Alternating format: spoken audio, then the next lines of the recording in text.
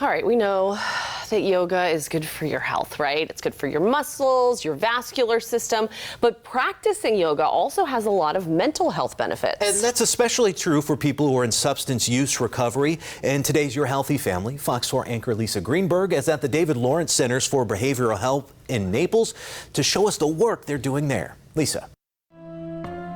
Well, I am at the Serenity Garden here at the David Lawrence Centers today to talk about yoga. We're focusing most importantly on the mental health benefits of yoga, especially for people who are in substance use recovery here at the David Lawrence Center. So I want to go ahead and bring in Corey Webster. Corey is a peer recovery specialist at the David Lawrence Center. Thank you so much for being here with us today. Absolutely, my pleasure. This is super exciting. I want to talk a bit about what are some of the benefits for people who may be here at the David Lawrence Centers in a substance use recovery program to use yoga. Yeah, well, it's really cool. So the word yoga literally translates to union or connection. And they say that connection is the opposite of addiction.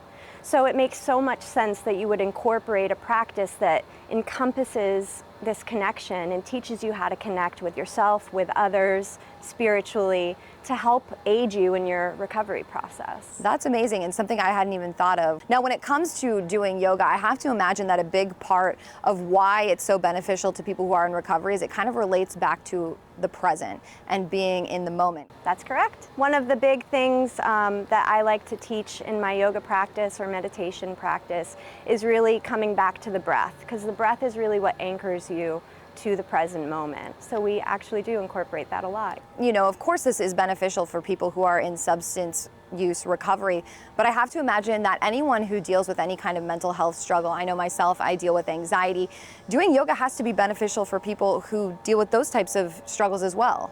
Absolutely. Yoga is beneficial to everybody, right? Whether you're struggling with anxiety disorder, problems, you know, it's the opposite of addiction, but everybody's in recovery. Everybody's recovering from something, right? That makes total sense. All right, so I feel like now's a good time to kind of show off some different yoga postures and different things that people even could try right now at home. And we have Trista, who's also joining us to kind of give us a little bit more of a demonstration. So take it away, Corey. All right, so let's get into Warrior One. We'll get right into it. So put your right foot forward. Kind of like a high lunge. Gotcha. You'll send your hands overhead, take a deep breath in, sink into that front knee. Wonderful. All right, let's see what you got. So, and one thing I'm wondering too is what am I supposed to be thinking about in this moment as I'm doing yoga? So send your fingertips to the sky. So you want to bring all of your attention and focus on your breath.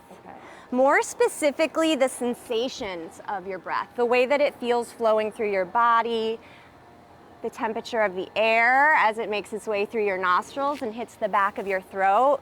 Nice proud in the chest, send the shoulders back, deep breath in, and on your exhale, sink deeper into that front knee. Yeah, there you go. Now you're really grounded and connected. I could tell why, you know, you have to be focusing on what you're doing, and that might distract from other things you might be thinking about, right? The practice of yoga really helps to redirect your attention and focus back to the breath, that's for sure. You guys want to try tree? Sure, my quad's on fire, so I think it might be a good time. All right, so tree. So ground down, let's stay with the right foot. Okay. Ground down through the right foot. Lift your left knee in front of you about 90 degrees. Okay. Might be a little wobbly and shaky, that's okay. We'll stay unattached to the outcome. So I want you to energetically draw your heel down to the floor and then draw the toes towards the shin to create flexion in your foot.